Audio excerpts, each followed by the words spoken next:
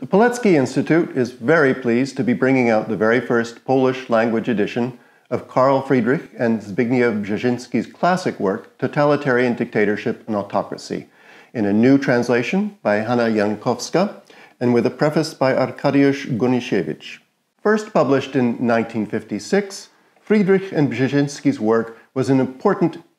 elaboration of the theory of totalitarianism as it was being developed at the time, amongst others, by Hannah Arendt. Like Arendt and others, Brzeziński and Friedrich saw totalitarianism as a uniquely modern phenomenon, incorporating technological advances of the 20th century and closely linked to modern democracy.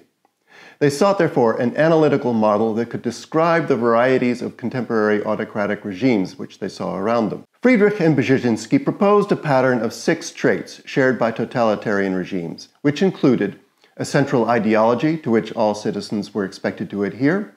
a single party, typically ruled by one man, a police force used to terrorize the populace, a monopoly over media and communications, a monopoly over weapons and warfare, and a centrally directed economy.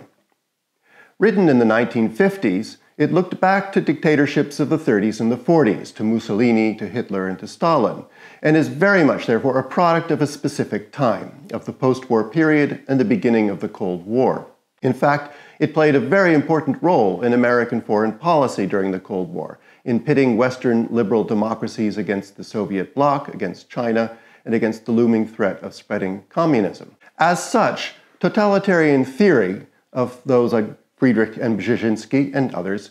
became a rather blunt tool used by politicians and policymakers to attack almost any government or political movement that was seen as opposing American power and hegemony on the world stage. It came, therefore, under increasing criticism from revisionists who saw the classic theories of totalitarianism as overstating or exaggerating the power and reach of totalitarian regimes, and in particular of being far too simplistic and polemical in describing the post-Stalinist reality of the Soviet bloc countries. It was often seen as an attempt to simply transfer the anti-fascist sentiments of the wartime into anti-communist ones for the sake of the Cold War. This was in many ways true, but it was also a very geographically one-sided debate that didn't include the voices of those on the other side of the Iron Curtain. Friedrich and Brzeziński's work was not, of course, generally available in Poland or in the Soviet bloc countries, and of course there was no public discussion of totalitarian theory.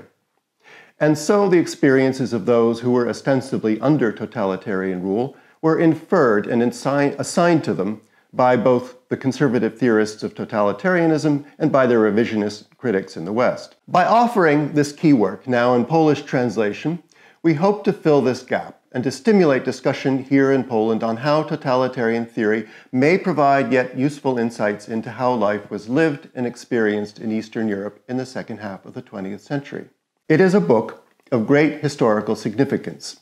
Moreover, with a resurgence of authoritarianism in the 21st century and increasing challenges in recent years to the values of liberal democracy, perhaps there is much that Friedrich and Brzeziński can tell us about our own times as well.